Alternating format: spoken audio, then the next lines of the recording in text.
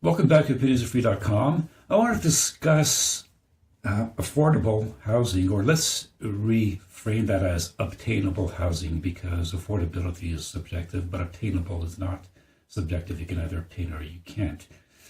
Now, this is a problem that's been going on for a while, but it's beginning increasingly worse around the world. If you're in North America, whether it's Canada or the US, or whether you're in parts of Europe or Australia, China, other countries in the world as well, it is becoming very expensive to own your own home. And this is for societies where owning a home is considered the norm. Not every society believes that owning a home is the norm. In any case, I have to wonder whether or not the powers that be, the big heads, really want to solve this problem. And if you look at it this way, you have these meetings, the politicians get together and they talk about trying to resolve the problem. Who's going to do this? Who's going to do that? And nothing ever changes. So that leads to two conclusions. Either these smart people are afraid to admit that nothing will change, but they don't have the guts to say to you, nothing will change. We don't have the answers. Please don't vote us out of office. Or they just don't know what the hell's going on. Or here's another possibility. It's supposed to be this way. When you consider that you have Santa Claus with a K, saying that by 2030 or so, you will not own anything and you'll be happy. Then you've got other larger groups like BlackRock that own so much property that they're basically bidding buyers right out of the market when it comes to buying homes in the US and other countries as well.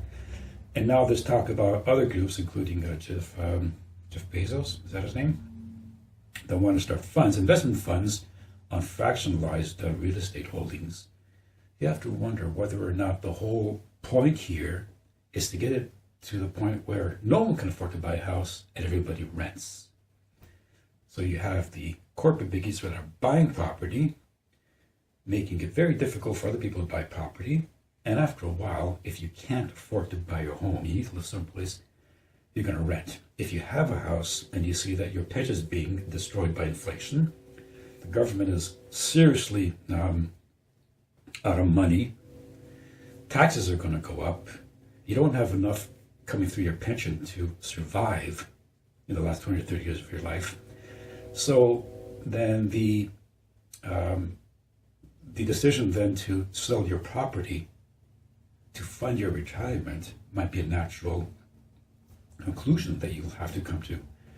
And once you do that, you'll have to live someplace. So either you're at an old folks home or some other care center, or you just rent. And who are you going to rent from? Other individuals that can't afford to buy homes that are being priced out of the market, or from a corporation or many corporations that are renting these properties out and then selling, or providing investment opportunities for partial ownership. And when you get the tokenization of assets, which is going to come our way, you see that it's going to be a lot easier to invest in fractional ownership of other people's stuff. I don't know. Maybe it's way beyond my intelligence level, but I gotta think that if you can't come to an obvious solution to this problem, then it's probably because the problem itself is not supposed to be solved the way we think it's supposed to be solved. But there's money to be made someplace, and someone will always make the money. I know it's not me. Anyways, opinionsofree.com. Once you hop in there, leave your name, your last initial if you want, leave me your location, where you're from, and post your opinion on whether or not this housing situation can be solved, how you think it can be solved. And I'd love to hear from you on this and also on other topics. Have a great day. Thanks.